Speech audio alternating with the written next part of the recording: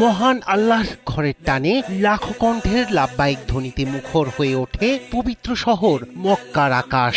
সাদা এহরামে একাকার মানুষ, যেখানে নেই ধনী গরিবের ভেদাভেদ, নেই ভাষা কিংবা জাতির বিভাজন। বিশ্বের কোটি মুসলমানদের জন্য খুশির বার্তা নিয়ে 2026 সালের পবিত্র হজ মৌসুম সামনে রেখে রোববার থেকেই শুরু হয়েছে হজ ভিসা ইস্যু।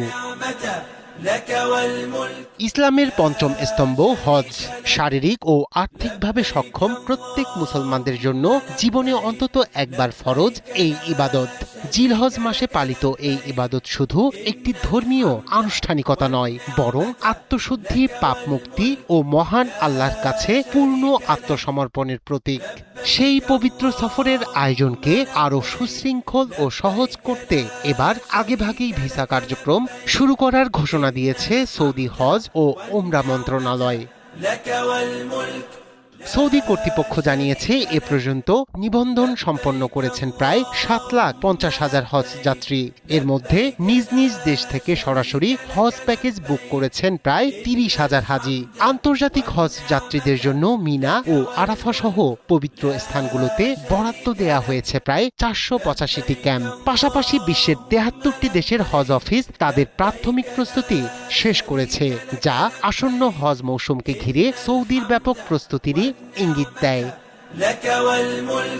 এদিকে বাংলাদেশ থেকেও হজ যাত্রীদের জন্য এসেছে গুরুত্বপূর্ণ নির্দেশনা।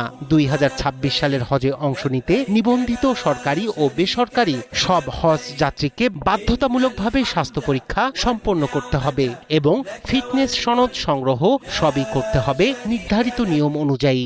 ধর্ম মন্ত্রণালয় স্পষ্ট করে জানিয়েছে, ফিটনেস সনদ ছাড়া কোনো হজ যাত্রীকে হজে অংশগ্রহণের অনুমতি দেয়া হবে না।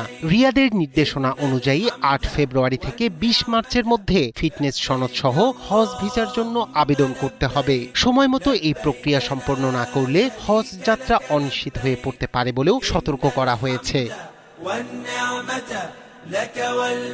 চাঁদ দেখার উপর নির্ভর করে এবার পবিত্র হজ অনুষ্ঠিত হতে পারে 26 মে। আর বাংলাদেশ সহ বিভিন্ন দেশ থেকে হজ ফ্লাইট চলাচল শুরু হওয়ার সম্ভাব্য তারিখ নির্ধারণ করা হয়েছে 18 এপ্রিল। সব মিলিয়ে পবিত্র হজকে ঘিরে এখন জোরে টিকটিক করছে প্রস্তুতির ঘড়ি। সৌদি আরবের আগাম উদ্যোগ আর হাজিদের নিয়ম মেনে প্রস্তুতি, এই দুইয়ের সমন্বয়ে সফল ও নিরাপদ হজ আয়োজনের প্রত্যাশা করছেন সংশ্লিষ্টরা। রায়হান কবির, শুভ্র, 71।